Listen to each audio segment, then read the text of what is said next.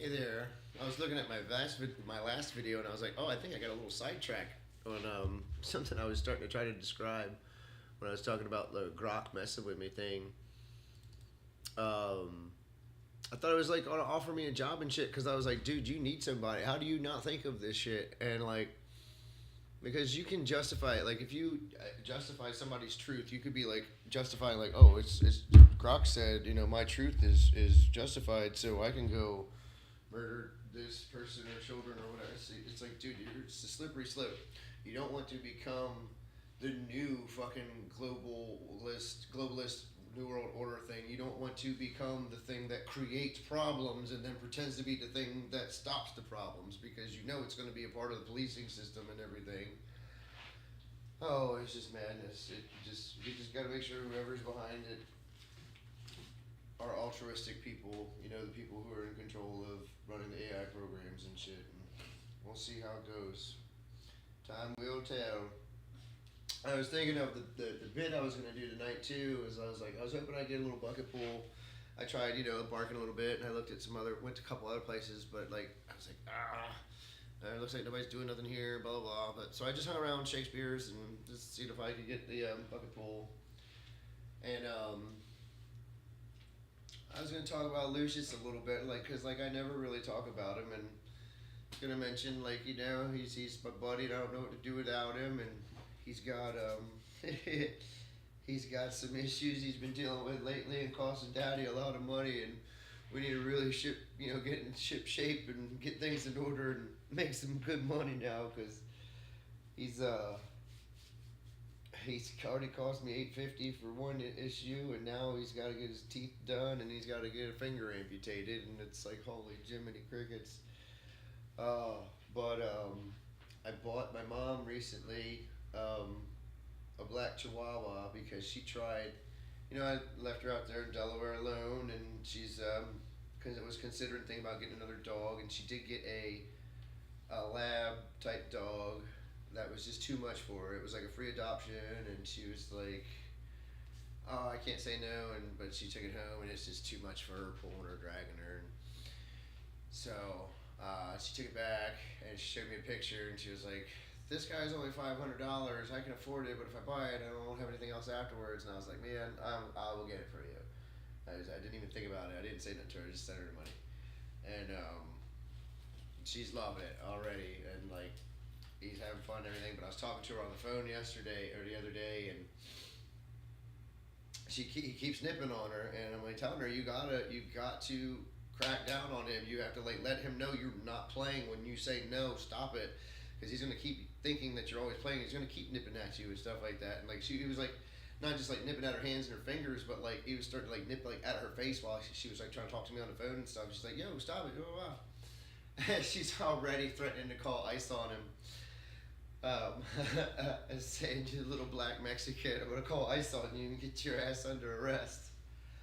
And then from there, I was gonna transition into my other ICE jokes, where ICE is now hiring, younger people and older people, like opened up their hiring apparatus to hire 40-year-olds and older and whatnot. And I was like, oh shit, I'm 40, and like me and Lucius would make great undercover ICE agents. Do you know how many parents just walk right up to me with their children and everything, and just like, oh, it's so nice. Oh, can I see him? I see, pet the nice perro. Ah, nice. Click, click. Come with me. You're under arrest. Oh, Lord have mercy. My voice isn't totally fully back yet. I can't quite say the things the way I want to say them. But and my other like thing is like, where is Villanella Ice and all of this stuff? What's going on? Why is he not trying to bank off of this? Like, there should be like, and there probably is. I just haven't looked, I guess. But you would think he'd be banking off of this, like making all kinds of like, like ICE arrest videos and shit. Where compilations. You know what I mean? It's just some guys getting arrested. What's going on? Ice, baby. You know what I mean? Like, why are these videos not existing? Maybe they are, and I just haven't seen them. But it's just something I was like, why is he not banking off of this? Like, he should be making some money off of this. That's all I'm saying. I heard or saw that he was Rob Schneider or somebody was, or maybe it was Jim Brewer. Somebody was saying that he's on Adam Sandler's live show that he's been doing. Adam Sandler, wonderful man.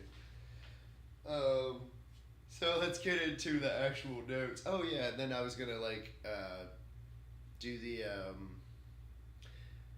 my other little cute bit and like go back into from ice back into like just a cute joke about my cell phone, thinking that my nuts stink and I beat my dog and do that and end with that cute little joke.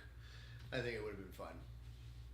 And there was a bunch of cowboys in the crowd tonight, and I was like, man, I probably definitely, if I had time, could have done my 1 minute too for my Kill Tony minute and just give them the my Trump minute and see if it worked for them.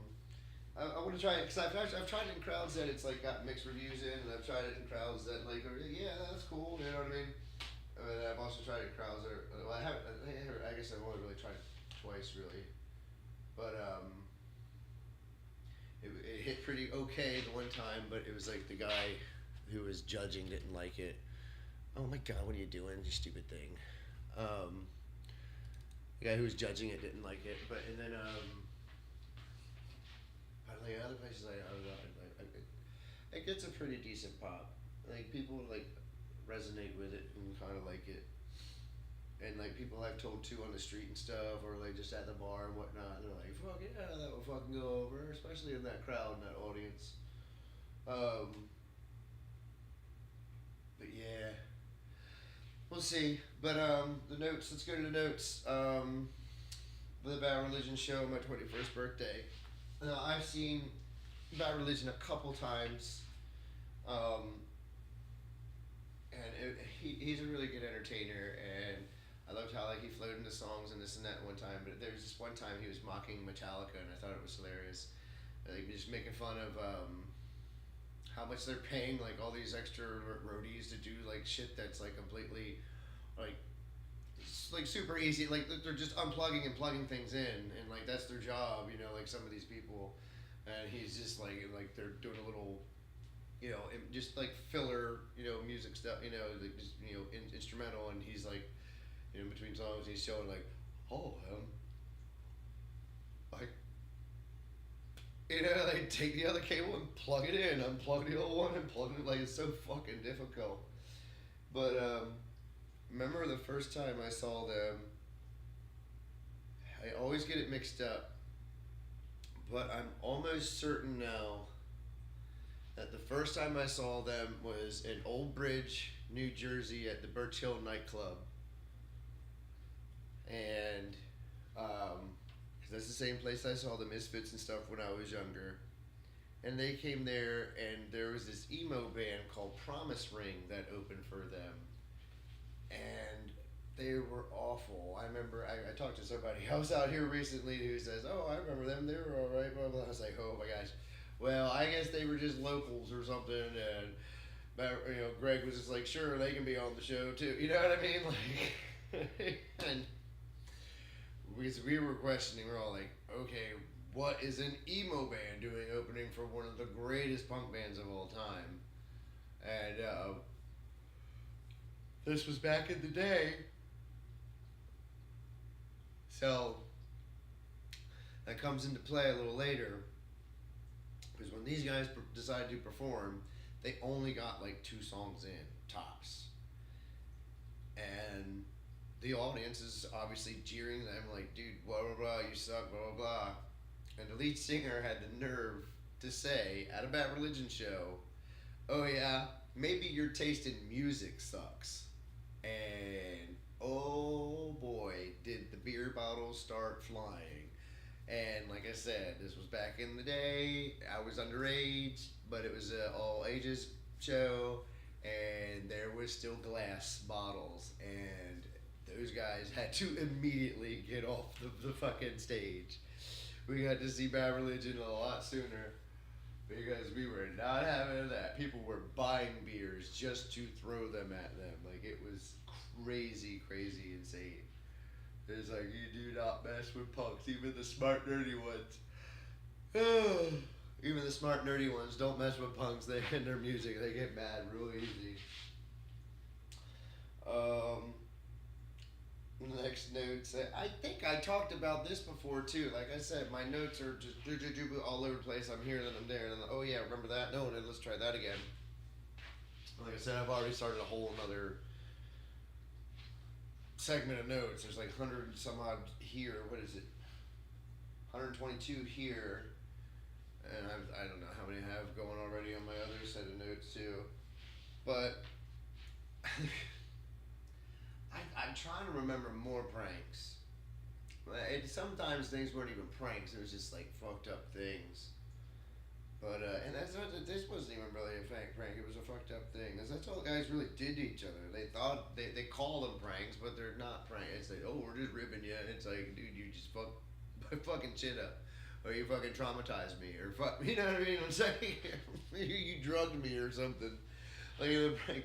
Like I think Owen is known for actually doing like smart, clever. Like he actually did like clever pranks on people and stuff like that. And, you know what I mean? And that's what I would like to have done, you know, or like been like a cheerful, like ribbon, like just playing with everybody, keep humors about them good. But we did this one. We thought it was funny. We thought it was funny. Um, we were traveling. I don't know if we were in Pennsylvania somewhere. Might have been Pennsylvania somewhere. And I think we already did the show, and it was one of those things. I don't know if we had a couple shows or it was just that one show, but we had a hotel room, and we had a referee with us, and we were gonna fuck with him. And so after we were done playing pool to go see who's not sleeping on the floor, came upstairs. Everybody's kind of like in their separate groups talking and everything, and we're like, all right, well, we're ready. We're gonna get the ref. You know, and I can't remember his name. We said his name, but we're gonna get ref. And I was like, oh, this would be a great idea. You know, like one guy was saying, and I was like, oh, well, I can do it, and then we'll do it this way, blah blah. I'm like, okay. So it's not even really my idea. I just kind of like, okay, kind of refined it a little bit. Like, well, I'll do it, and I'll do this. And so not really doing it. So this is what we did. We're all talking blah blah. He comes in through the hotel, room, the room door with a couple of the other guys, and we're all like, and then to tackle him and take him to the ground, like not like hurting him, but like hold him down and put like a pillow on his face or something like that, like something to cover his face up, and they lifted his shirt up, and I was in the bathroom and I was holding water in my mouth, like warm water in my mouth, and I came out, and while they're holding him down, I start spitting on him. Trickle, trickle, trickle, trickle, stream, stream. You know what I mean? And he's like, all right, I freaked out. And then I try not to be too loud in here in the apartment, especially at night. But he's like, and he's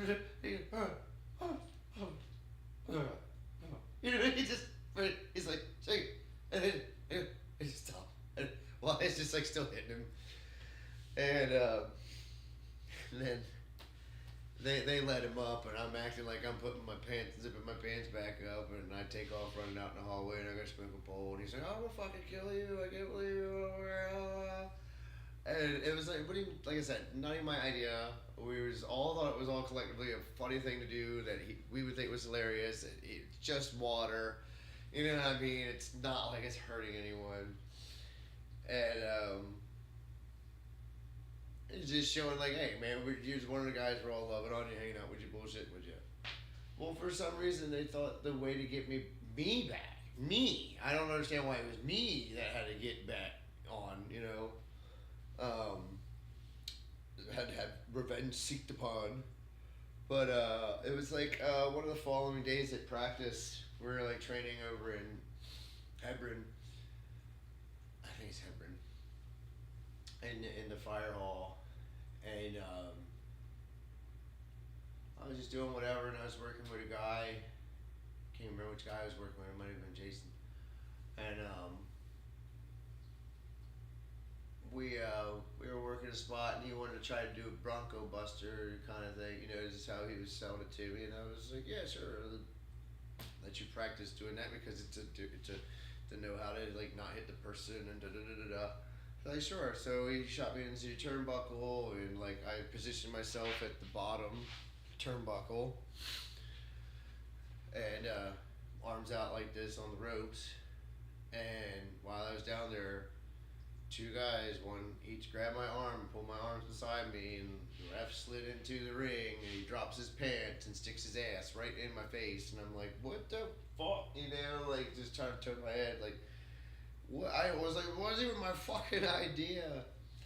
It was horrible. Like, we never had like good idea pranks. Like my Vietnam buddy that I talked about the other day, like he actually had smart pranks, but I mean he actually like really fucked with people's heads sometimes too, and like almost like really hurt people, but it was really at least smart and clever. But like, we just did obnoxious, gross shit. Like, me and my one friend from high school, we were wrestling the rival team. We didn't even know anybody on that fucking other team, but it was the rival high school. So we pissed in their Gatorade container and just watched them all throughout the night, just going to the gate like they were thinking like something was wrong with the water or something. It was bad. We were horrible people, man.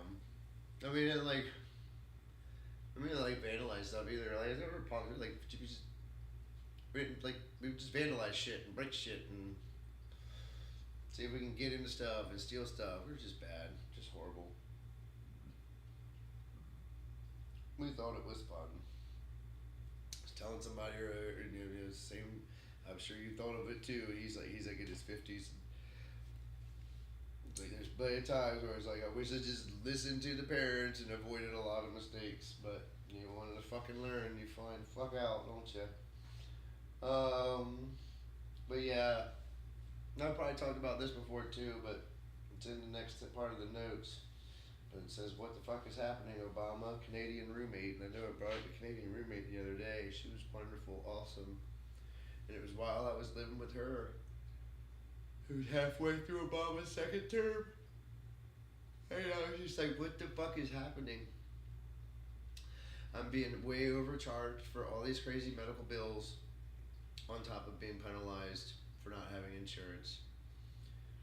I'm like, you know what I mean? It feels so awful to be betrayed by the person you said is going to help and change and blah, blah, blah. And then I got other stupid like people who like stayed like believing in it, like, oh, I don't mind paying all this so other people can have insurance. Like, do you know how ridiculous the insurance is that they force you to get? You know what I mean? Like, or you get penalized unless you have it or something else.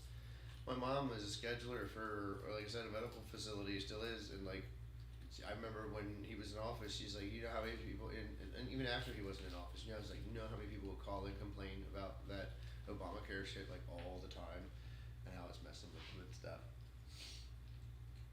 But like people just don't get it. They just don't get it. They don't understand that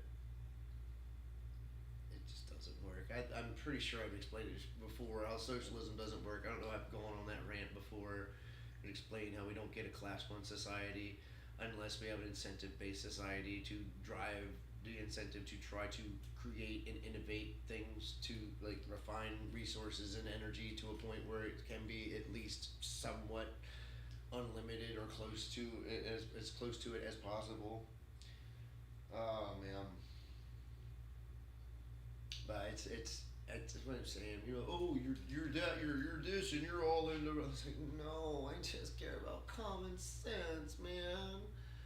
I just care about what makes fucking sense and doesn't fucking hurt people. You know, people don't seem to understand. They don't care. People are so aloof. It's like I don't get it. I get it, but I don't get it. It's like. That's how like so many adults think like I did when I was a teenager, and it's just so fucking mind blowing how they think like that's an efficient way to think, and it just doesn't compute with me. Like they think like the most illogical things are logical. But I don't know. Power to them. Some of them are doing okay and they're semi-successful and doing well, and some of them are really doing well, and it's like. And they don't know where to not bite the hand that feeds them. They don't know where to show appreciation, where, like they don't understand what they got. I don't know. Well, I'm going to move on to the next one. I got it set up to where I think I got the pictures matching what I'm going to be talking about next. Just some other fun, interesting transition stuff. I have some. We'll get into it. All right. Take care. Thank you for your time and patience with me. Till next time.